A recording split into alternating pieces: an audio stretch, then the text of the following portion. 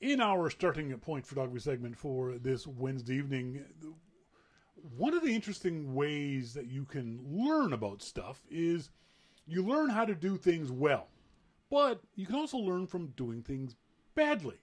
And I saw this very funny article about 7 habits of boring street photography, which I thought was kind of fun and interesting. And so we're going to talk about these and show you some examples of the photos. One of the issues that beginners have, and I see this all the time, and it's almost one of the funniest photos that I'll see people do, is they stand too far away. As a beginner, you should focus on getting as close to the thing of interest as you physically can. I call it cropping with your feet. Move in, and then move in further, and then move in further. Get as close as you physically can to whatever it might be, whether that's a flower, a person, a dog, whatever. Don't take this shot. I'm just going to show you guys this example that they've posted of being too far away from a shot. And this is a great example of a photographer who I'm going to assume wanted to take a picture of the kid sitting in front of the streetcar. And what happens as beginners, you see a thing, and it's a very interesting phenomenon. You just stop, and you go, oh, that's pretty, and you take a picture from that spot where you first spotted it. This photo is obviously that what they wanted to do was they wanted the kid sitting on the streetcar. But look at all the extraneous stuff around the kid in the streetcar.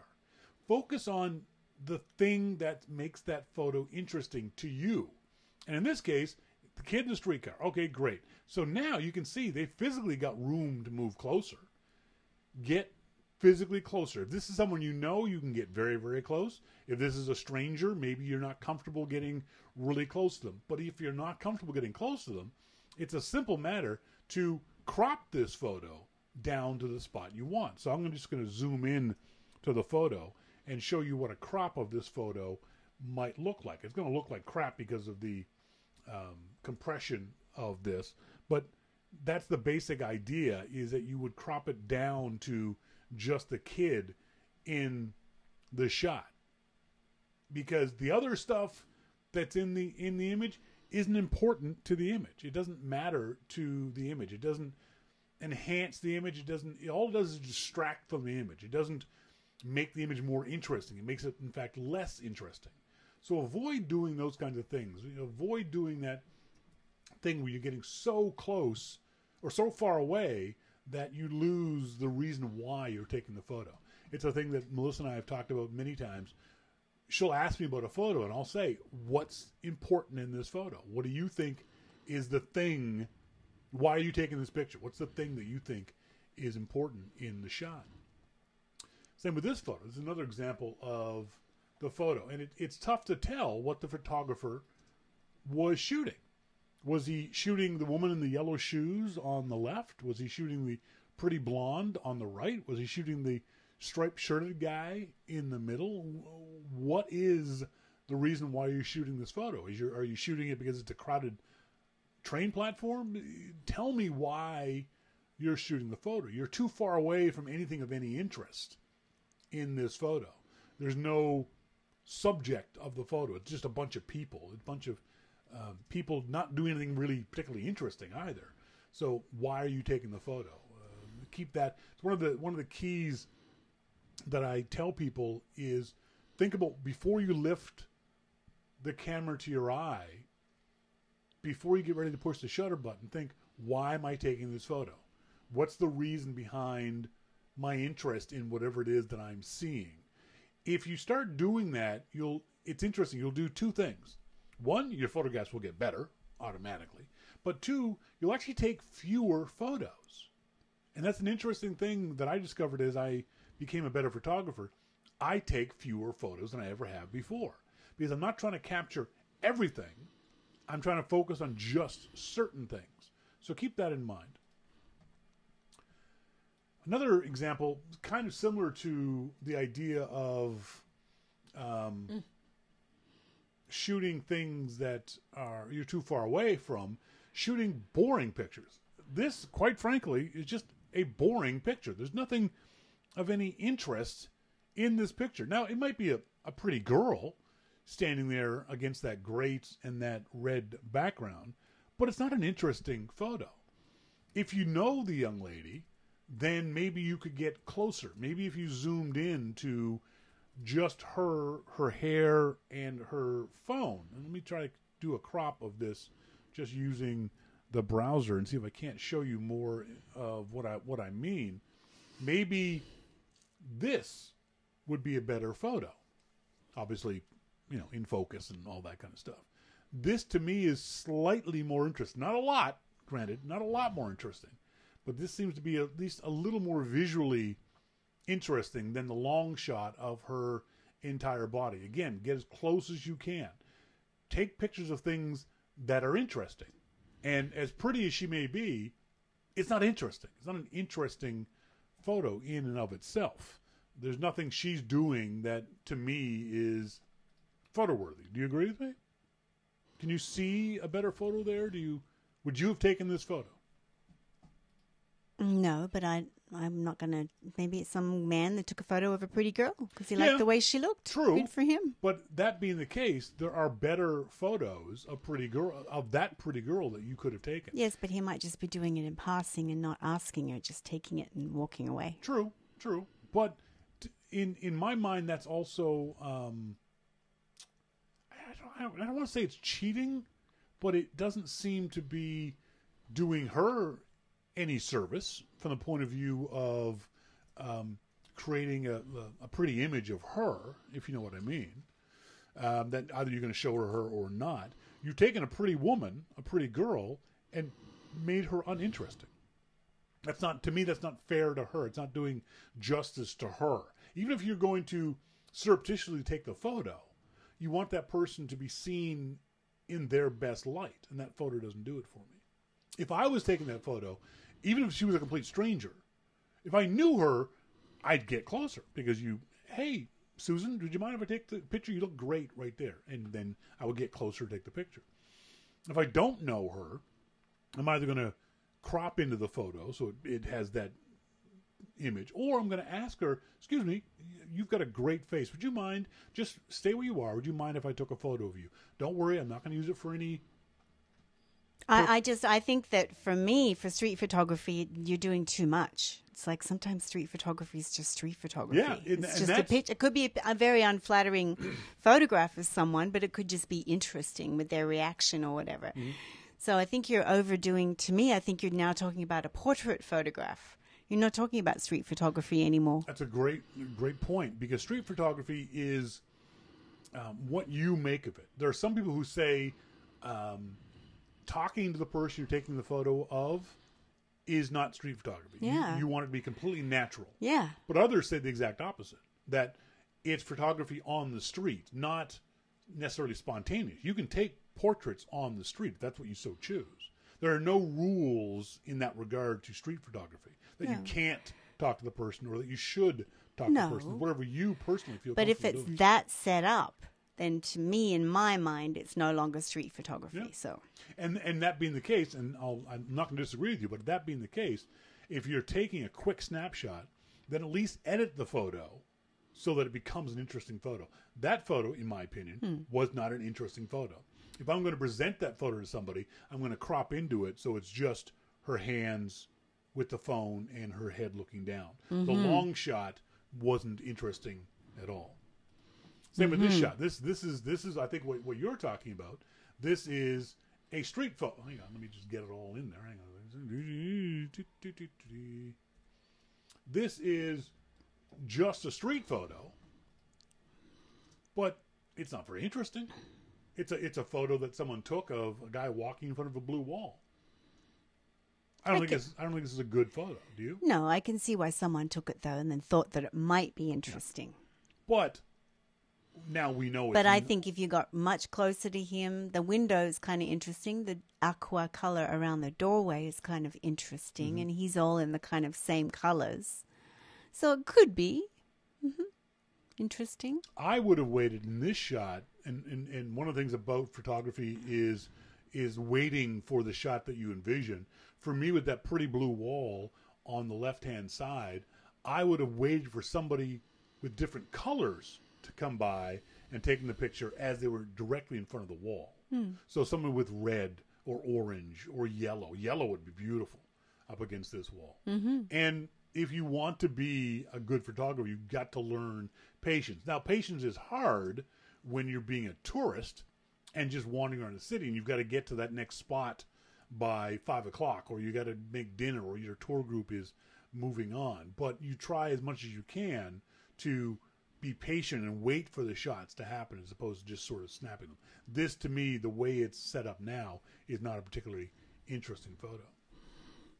I agree with Monty, though. It's kind of I don't find it that uninteresting, that photograph. Composition is always going to be important, no matter whether you're taking street photos or whether you are taking landscapes or anything else like this. This is just poor composition. They've the picture itself. What would you do? So first of all, do you agree this is not a good photo? Oh, yes. What would you do to fix this photo? I wouldn't have taken it. It's terrible. I don't know what it is. Exactly. This is bad composition. There's nothing interesting in this photo. The little girl, so unflattering for a little girl. She just looks terrible. I would either get down low to her level and maybe shoot that way. Maybe you want to get a picture of the dad with the other kid in the orange shorts walking away. Maybe that's a more interesting photo. This is just a terrible photo. And it doesn't make that little girl, who looks like she'd be a cute, chubby little thing, doesn't present her in her best light, which is, again, unfair to her to take a picture that is unflattering for no good reason. Well, you would ditch it. If this was a situation where the little girl was, or the person was doing something horrible and they were angry, yes, then you can take an angry photo. That does justice to the person and the moment of the photo. But this doesn't. This portrays this little girl as unattractive, and that's just not fair to the little girl. Yeah, throw that one out. Yes, that's absolutely a garbage photo that you should never have posted. This one is different. This one looks like it could be a lovely photo with better composition. You've got this very pretty woman in the headdress looking at you. So she knows you're a photographer. Either you know her or she recognizes that you're a photographer. If you know her, then again, compose the photo much better.